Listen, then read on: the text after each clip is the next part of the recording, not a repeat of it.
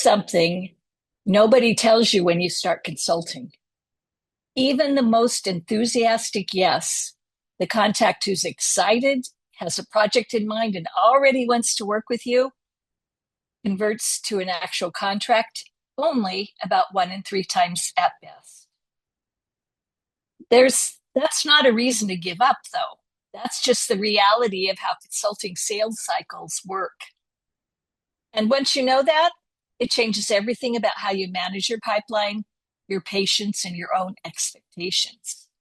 My name is AJ Riedel. This is Thriving Through, the podcast where each week we have real conversations with self-employed consultants about what it really takes to build a profitable, sustainable, and fulfilling consulting practice. Today's guest is Rebecca Bauer, Principal Consultant of Rebecca Bauer Consulting. Rebecca is 3 years into her practice, works primarily in the nonprofit and education sectors, and has built something that a lot of consultants would love to have: a stable, flexible, fulfilling business that doesn't rely on constantly chasing new clients. Her secret? About 75% of her work comes from subcontracting, subcontracting with other consulting firms, a model that gives her income stability, a built-in team, and access to high-impact clients she couldn't have landed on her own. We talk about how she discovered that model, how she nurtures the long-game relationships that actually turn into work, what she does with her impatience when proposals sit unanswered for months, and the candid strategic question she's still working through: how to balance niching down with expanding her impact. This is a real grounded conversation about what building a consulting practice actually looks like, not the highlight reel. Let's get into it. Today, I am welcoming Rebecca Bauer to the podcast. Rebecca, I'm delighted to see you today. It's great to see you too. So tell me, what the podcast name is Thriving Through. What does thriving mean to you? It's a good question. I think thriving to me, especially in the context of work, really means having projects that excite you and energize you, having a workload, at least for me, that I feel like makes a difference and is moving important issues forward. And being able to have the work-life balance that I want and need, at least most of the time. Good. And are you thriving? I think most of the time, I think, it's I would never try to strive for 100% because I think in life there's always easier and harder seasons, but about 3 years in now, and yeah, I think it's safe to say I feel like I'm thriving. Oh, good. So tell me, what was your path to becoming a self-employed consultant? Yeah, it was a little bit roundabout. I had spent about a decade in the nonprofit sector, really loved the work that I was doing. It was often at the intersections of communications and project management in sort of the education content areas. And I'd been at a role at National PTA for about 4 years. It was a fantastic position. I really liked my boss. It gave me a lot of opportunities to grow. And just more and more, I felt ready for something new. I knew I wanted to become a consultant eventually, but I always sort of thought, oh, I've got to wait till I'm older. I've got to wait till my career is a little bit more established. Um, but as I was on the job market, I, found very few jobs that were really interesting me, and the ones that did, I would make it to like final round interviews and then not make it to that final acceptance letter.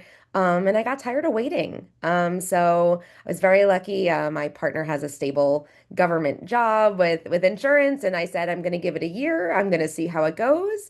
And luckily, I've been able to make it work. So you gave it the first year, and did you have a specific milestone or something that you had to achieve in that first year? I didn't have a very like hard and fast goal or number. I think some of the metrics like roughly that I was using is that I needed to feel like I was enjoying it and that it was stable enough work. that I wasn't bored, because I think that was something I was really worried about. I really wanted, it didn't have to be 40 hours every week. It's still not usually quite 40 hours every week, but it needed to feel good and productive to me. And I needed to be on a path to making what I had made in my last role. There was no expectation I was going to do it in that first year, and I didn't. But I did it in my second, and so that was very exciting. And so that was sort of the overall goal. It wasn't, I'm not trying to create an empire here. I'm just trying to make it feel sustainable, and I've been able to do that. Okay.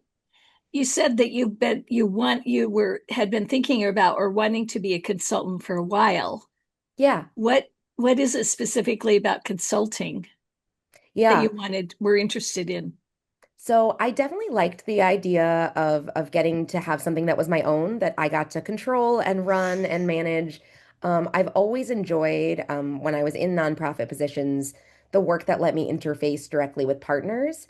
Working for just one company always felt a little bit boring to me. So I liked when I got to get to know different people and really see how different organizations can collaborate to make a larger difference in the sector. So I knew that it would be appealing to me to get to work on a few different projects at once, and that would help keep me from getting bored and would let me to really feel like I could make a bigger difference than just one position might allow. Tell me a story or two about an obstacle or a challenge that you have run up against in this first couple of years and how you overcame it. Yeah, absolutely. I think a big challenge for me is my impatience. I'm someone that likes to get a task and dive right in and be able to just always keep moving. And what I found, especially early on in consulting, is that there's a lot of waiting, and you have to figure out the most productive ways to use your time during that waiting. Um, I think I knew from the get-go that there would be a lot of networking conversations that never amounted to anything. But what surprised me was that I would have a really, really good networking conversation where somebody had a specific project in mind and really wanted me to take the lead on it. We'd worked together for years in a different capacity. And then, it would still take, 3 months to get an initial proposal reviewed and another 3 months for them to run it up the chain.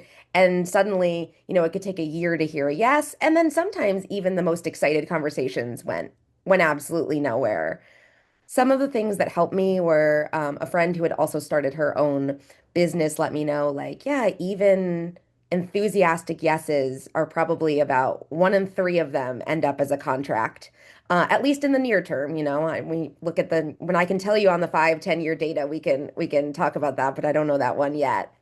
Um, and so that helped me. And then also just knowing that it wasn't personal and like reminding myself of that, right? Like I think because I'm someone that like sees an email and likes to reply right away, I was often afraid to do the follow-up or, was worried that like there was something wrong with the proposal I crafted if it wasn't immediately responded to. And just the more and more that I've done this, I've been able to understand that there are so many things going on behind the scenes, whether it's related to budget or approvals or someone being out on vacation that needs to take a look, that as I've done it more, the impatience, it's been easier for me to manage that.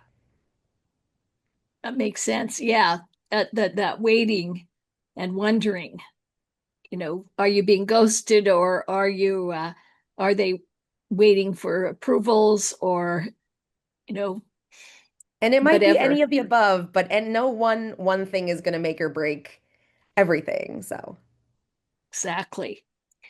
So your business model is really interesting because about 75% of your work comes from subcontracting with other consulting firms rather than working directly with end clients. And yes. this is very different from what most consultants do. So walk us through how you discovered this model and what made you lean into it rather than focusing primarily on direct clients. Yeah, absolutely. So when I started doing outreach, I noticed that a lot of the contracts that I could get as a new consultant, as I said, who, was mid-level in my career, but was not sort of in a senior role that could say I have experience doing all of this high-level work. There were smaller writing contracts and social media and editing, and there are things that I love, but not necessarily enough to fill my plate completely, and not enough to have me do the kind of work that I'm excited about. So I was very fortunate that very early on in my consulting journey, I connected with Coaction Collective. They're a small firm founded entirely by former educators. So that was already very much my wheelhouse. I'd worked with them when I was at PTA, and they were rapidly growing and needing additional support. And so I came on for one or two projects in the beginning, and that has just continued to grow. And one of the reasons I really leaned into it is because I do like doing a lot of, work on my own, but I don't want to do all of my work on my own. And it's really nice to have a team to get to have a second pair of eyes on things that you write, to be able to have thought partners in this work. And on a really logistical level too, when you get sick, to be able to be like, hey, can you help with this? Like, and then when they're sick, you can jump in on something too. And so once I realized that that really was something I liked and that I didn't need to be like the lead consultant on everything, I discovered another firm called Greater Good Strategy that works with nonprofits, and I do some digital strategy for them as well. And with both of these groups, I'm able to work and interface directly with clients that at this phase in my career, I would not have been able to land on my own. I, work with Denver public schools and help to think through their family engagement work. I work with some leaders in affordable housing work in the DC area.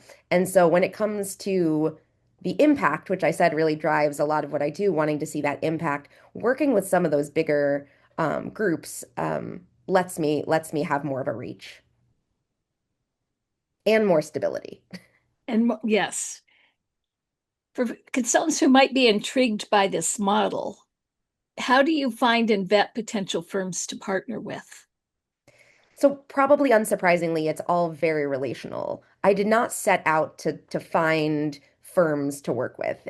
I set out to connect with good people doing good work.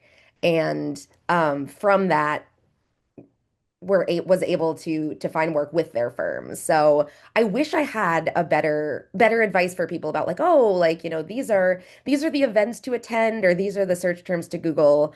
But in the first case, it was a colleague I had already known who had a firm and I knew that would be a good fit. And in the second case, I was actually on this one does sort of advocate for networking. I was on a networking call and someone told me, "Oh, you do nonprofit work, like you should meet Emily Goodstein. She runs Greater Good Strategy." And I chatted with her and submitted sort of they have a much more formal process of accepting contractors. So I submitted an application to be in their contractor pool. Um, so I don't know if there would be sort of a I'm sure there is actually. I take that back. I'm sure there is a way to look for bigger firms, but I think then you might be looking at more of a traditional, we want, all of your time, we want you to have a non-compete, all of those things. The Mm-hmm. way I went about it was definitely less traditional, but it it stays with sort of the lesson that I've learned throughout all of this, which is it's all about developing strong relationships so that people really know you and they know what you're capable of, and there's someone that they want to call on when they need something. At this point, now that you've got so they've got these two relationships or with the two consulting firms, are you also looking to develop your own direct client base? So I have a few direct clients already, and it's definitely something I'd like to maintain. I really do enjoy the direct client work as well because like that I generate because it lets me do more writing and storytelling. A lot of it is blog writing, or developing content and tools for educators or folks in that sphere. I'm always looking for more individual clients, but I'm also okay with sort of the balance that I have, knowing that that will be a smaller subsection of my work. I think if I didn't get to interface with the clients through the other firms, I'd feel differently. But given that I've built trust with the firm leadership and they let me have a lot of independence on those projects, I find them just as fulfilling. You shared a powerful story about a lead that took almost a year from initial proposal to actually starting the work. Can you walk us through that entire journey? The emotional ups and downs, the relationship nurturing, and what you learned. Yeah, absolutely. So when I had left my full-time job, there was a partner organization, there was a contact at a partner organization who was already eager to potentially work together. And so I had thought like, oh, wonderful, right off the bat, I'm gonna have another contract and be able to get moving. And I met with her several times. The first time she had a social media project in mind for me because their group was looking to launch an Instagram account and wanted someone to do some research on that and build that out.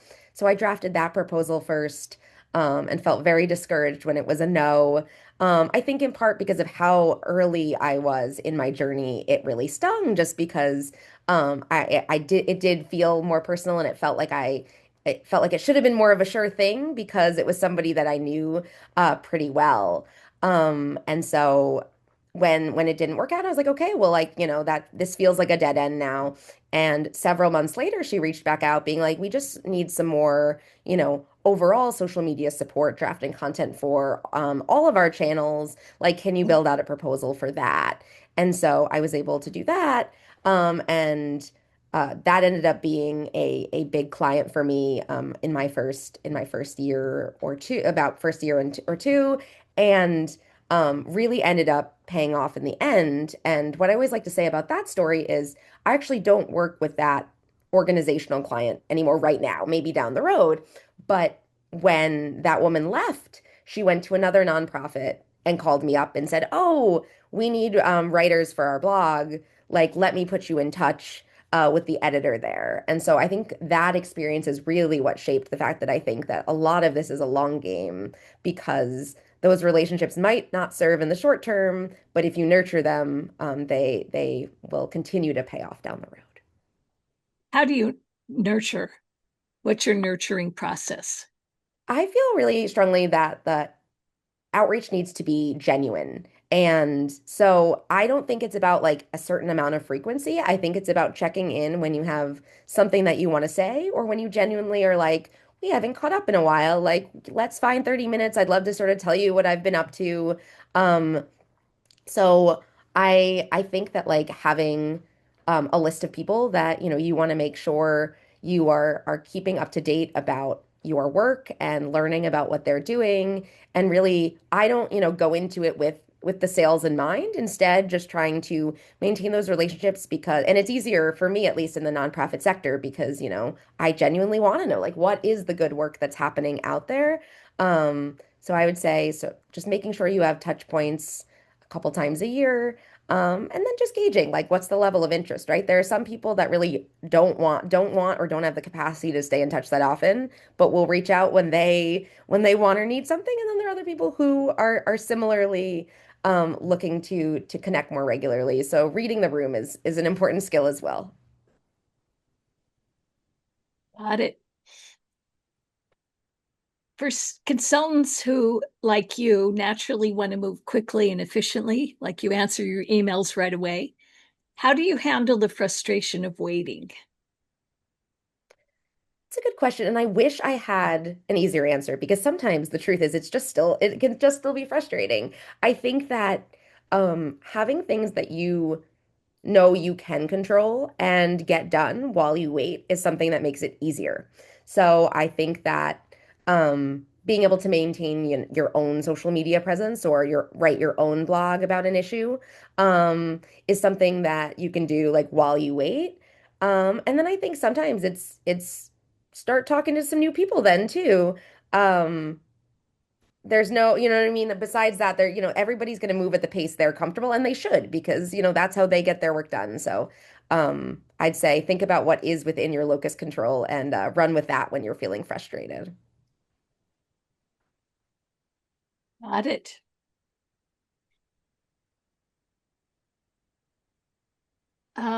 Looking, I had some different questions. I'm looking Sure. at So you had originally imagined becoming a consultant later in life after having kids for the flexibility and variety. Now that you're 3 years in, is the business delivering the lifestyle you hoped for? Yeah, I think that um I really appreciate having my business where it is now that I do have a child. So it's interesting. I thought, oh, once a kid is I have a kid and they're in school, um, I can do this and have more flexibility. And someone actually said to me, like, no, no, like, your business is going to be your baby. So do it first when you don't have another baby. And I think that was actually a really good perspective.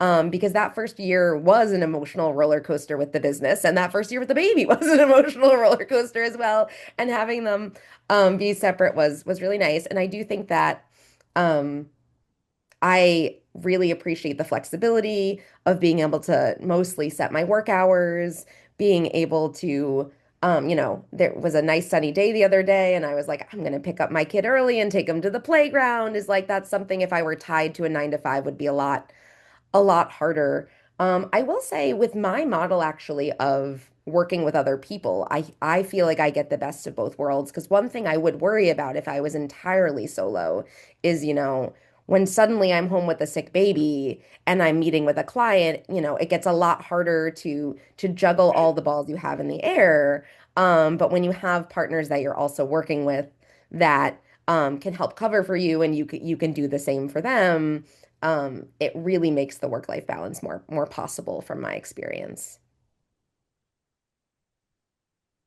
What's one thing you're currently struggling with or trying to figure out in your business right now?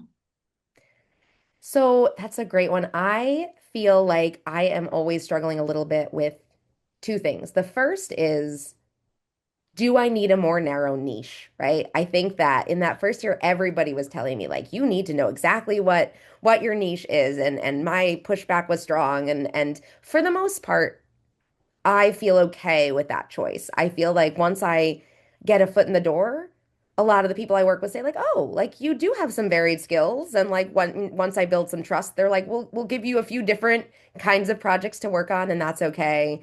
But it continues to make marketing for clients that I get on my own more difficult.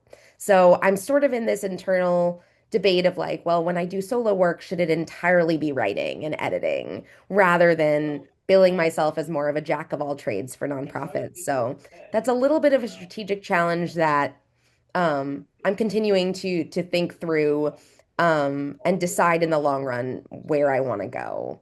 And it intersects with the second challenge that I'm having right now, with the world being the way it is and our country being the way it is just, am I making the kind of impact that I want to make?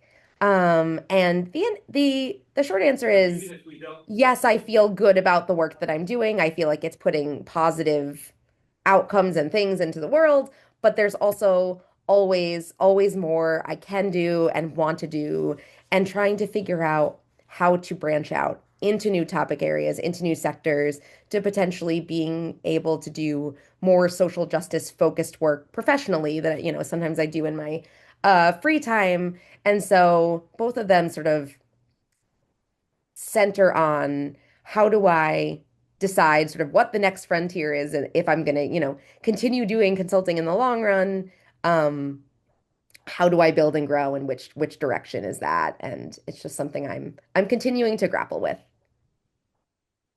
Where do you see your practice in 3 to 5 years? Mm. I hope that in 3 to 5 years I have a much quicker answer to this question is the first one, because I have to admit, um, I think strategic planning is something that is a growth area for me. I think right now I've really been getting the work that I can get and that feels good, but have not thought structurally into the long term. I think that 3 to 5 years from now, um, I hope that I've been able to build out my own independent practice a little bit more, and or taken more leadership roles in the firms that I've been supporting, just to have that level of growth. And I hope I've answered a little bit of that question around impact. And I can speak to the fact of, 3 to 5 years ago, I was wondering, how can I do more uh, to to move forward good, to make there be more good out there in the world and highlight the best practices happening in different sectors. And this is how I've done it. So a little bit of a vague answer, but just sort of also the confession that Excuse me. there's not always one, clear, here is my, strategic path to X, but rather, I hope I can still say I'm thriving. How about that? That's a good goal. Yes. How do you So, I mean, you're actually looking at kind of two different things. One is, do you need to narrow your niche for hmm your direct client business? And then on the other side, do you want to expand out to other sectors to have more impact? hmm I mean, do you see those as compatible or mutually exclusive? I think I see them as compatible because I think if I narrow the services that I'm marketing, it's easier to market them to a wider um, audience. I think that when I'm specifically saying, I'm really interested in doing, blog writing and social media content, it's easier to say I can do that for um like reproductive justice and healthcare and other areas versus if I stay more solely based in the education content area where I've developed expertise, it's easier for me to make that sell of like, well, this is my bread and butter. So whether you need me to facilitate a focus group or you need me to write something, I can do either. So that's why I don't think they're mutually exclusive, but just rather a strategic question about what it makes sense to invest my time and energy in. What step, how are you going to answer that question, those questions? I think that it may be time in my business for me to talk to a coach. I have never done that, and that's something I know you've interviewed coaches before, I believe. Um, and so that is something I think might be on the horizon for me. Um, and if not, I think I need to block off some time to really put as much effort and thought into this developing a more concrete plan uh, for like what each avenue would look like as I would for a client. And I think it's so easy for us to devote that time to clients, and sometimes not as easy to devote that time to ourselves and our own business. So I Mhm. think one or both of those next steps are what I plan to do. Okay. Well, as we near the end of the podcast, I have a couple rapid fire closing questions that I like to ask. Okay. What's one book, podcast, or resource that's been invaluable to your consulting practice?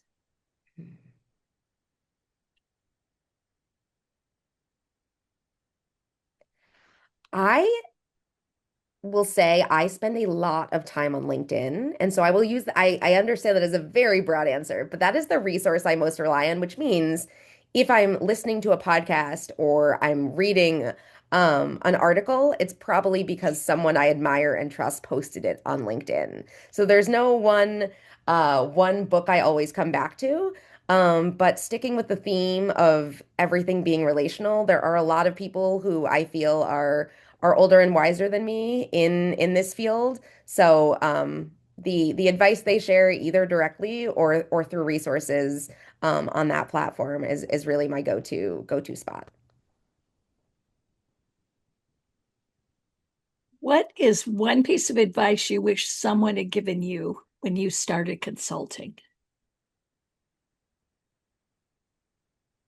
I wish someone had told me to trust my instincts. I think that I was flooded with so much advice from people that was very concrete about like different ways you should track your time and different ways you should structure payments and different ways to write contracts. And some of it didn't always feel like it fit the way I wanted to operate, but I was um so nervous and so ready to like, try to fit the template that I followed it.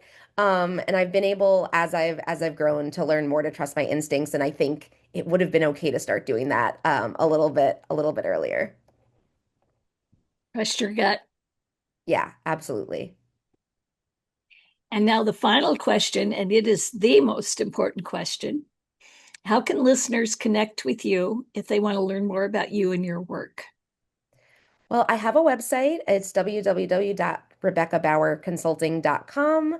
And there you can find my LinkedIn if you can't find me from searching. I post there pretty regularly and would love to have a conversation with anyone who wants to talk consulting because you never know where a relationship will take you. So always happy to make new connections.